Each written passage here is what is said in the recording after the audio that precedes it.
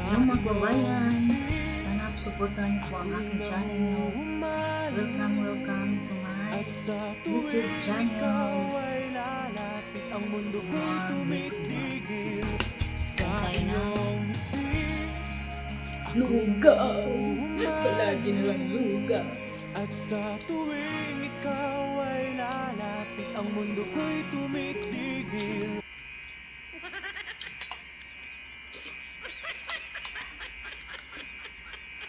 Ang mga Chinese ay mahilig sa lugaw. Kahit araw-araw lugaw, hindi sila nagsasawa. Kasambahay po ako ng isang Chinese.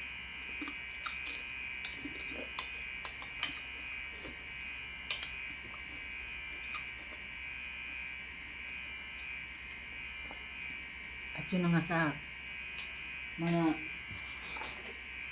fans ni Kalinga Prab. Hello po. Subscribe nyo naman po ang aking channel. Maraming salamat sa mga nagsisubscribe sa aking channel. At yun na nga. Ano po. Yeah, boy! Fan na fan talaga ako ng EDSA. Kasi ngayon parang nawalan na ako ng gana manood sa yung kay Beyonce, kasi bakit nagkaganon siya, no?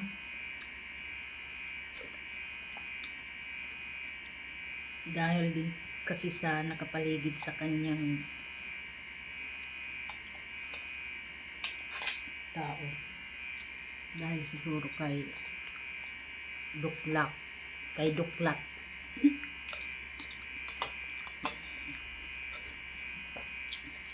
Ginagamit lang din naman siya.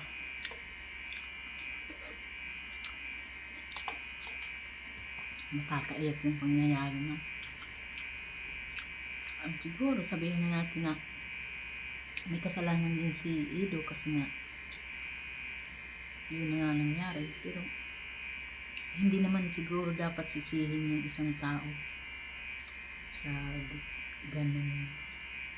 Ang dapat ay sisihin dyan yung kapaligid sa kanya, baka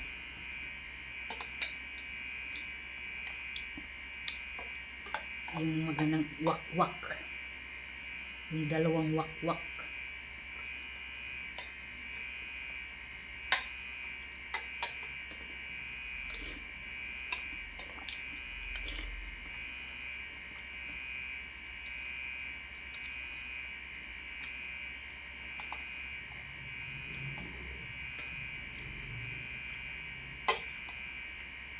Kaya sila nababas dahil din yan dyan kay Dr. Wakwak.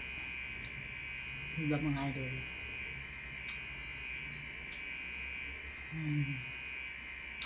Sana maging okay ang lahat sa mga kalingap natin. Yun lang. Thank you for watching.